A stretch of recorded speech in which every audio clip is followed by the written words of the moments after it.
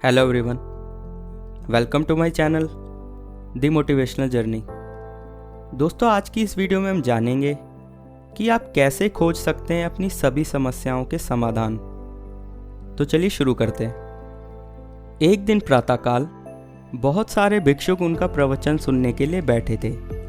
बुद्ध समय पर सभा में पहुंचे, पर आज उनके शिष्य उन्हें देखकर चकित थे, क्योंकि आज पहली बार वह अपने हाथ में कुछ लेकर आए थे।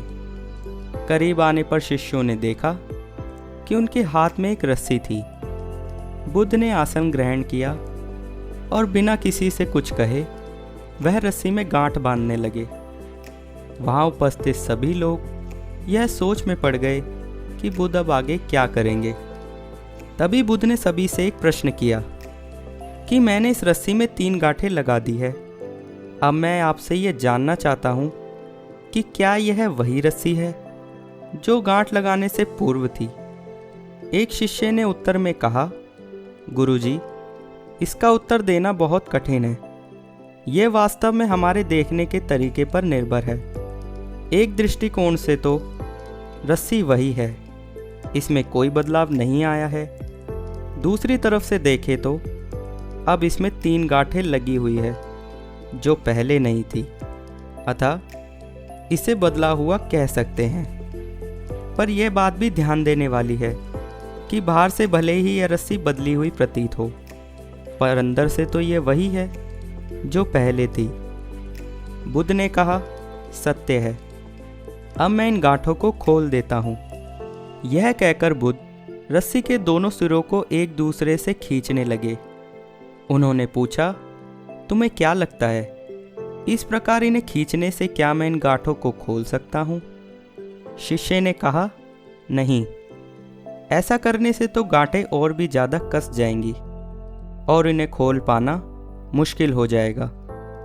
बुद्ध ने कहा, ठीक है, अब एक आखिरी प्रश्न, बताओ इन गांठों को खोलने के लिए हमें क्या करना चाहिए?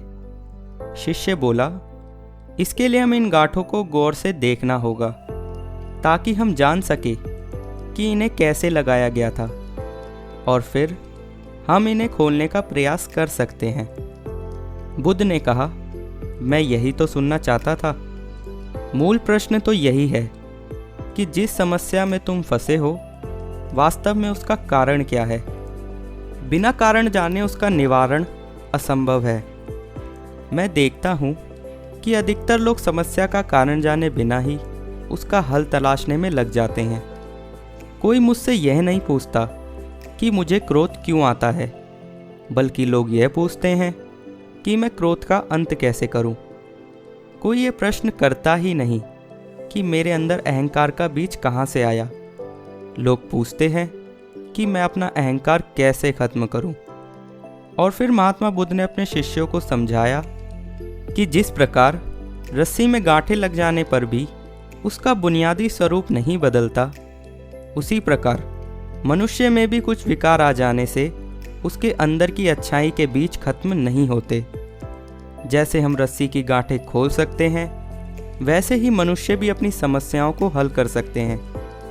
इस बात को समझो कि जीवन है तो समस्याएं भी होगी, और समस्या है तो उसका समाधान भी अवश्य होगा।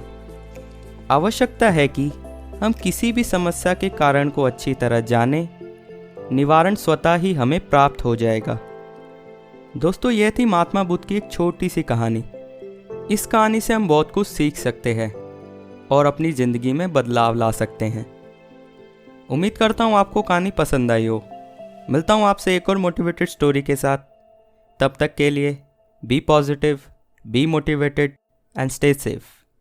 Good bye.